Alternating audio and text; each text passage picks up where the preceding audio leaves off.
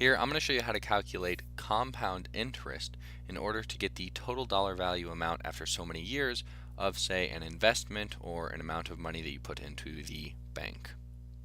But here, I'm going to show you how to do it with one formula that you're going to create in Excel. Previously, in the Finance Basics 2 tutorial, I showed you how to do this by hand right here, as well as using this formula right over here. Now you can do that if you'd like, but if you're working in Excel, there's no point to waste all of that time. So what I've got here is a principal of $100. Let's say we're putting it into a bank. An interest amount of 5%, and we've got 3 years. Those are going to be our periods. So we're going to have 3 periods, each period counting as 1 year. We're going to invest it at the beginning of year 1. We want to find out the amount at the end of year 3. The formula that I created for it is equals FV underscore compound interest. No need to type it. Simply hit tab. Now let's go ahead and first select the principal amount, comma. Now let's go ahead and select the interest amount, comma. And now let's go ahead and input the number of periods. If I had a cell right here that said period or number of years, I could simply click cell B3. But I don't, so I'm going to go ahead and hard code this in. Not the best practice, but change it on your sheet if you'd like. So I'm going to hit 3. Close parentheses, enter, check it out. We used an Excel function right here to do this, which is we would have had to remember the mathematical function. So say 2 years down the road you don't remember this exact function. That's okay, because you've got the Excel function. Now let's go ahead and create this Excel function now that you know what it's going to do. So all you have to do here is hit Alt F11 on the keyboard. Let me write that out real quick.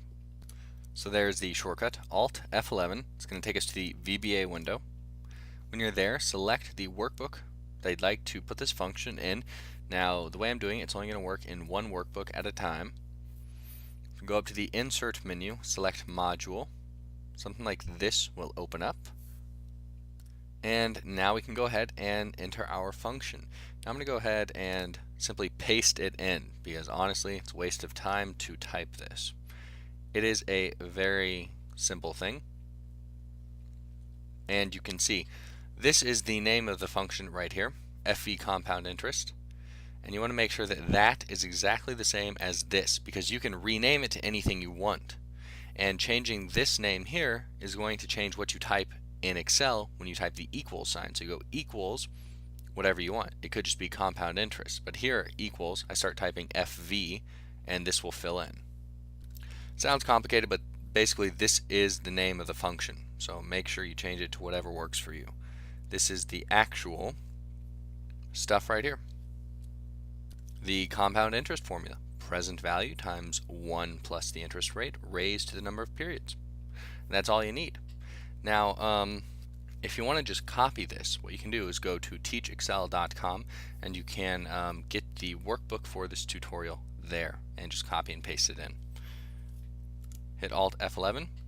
Now we're back here and we're ready to use this function whenever we need to. As soon as I start typing FV, then underscore, we get FV compound interest.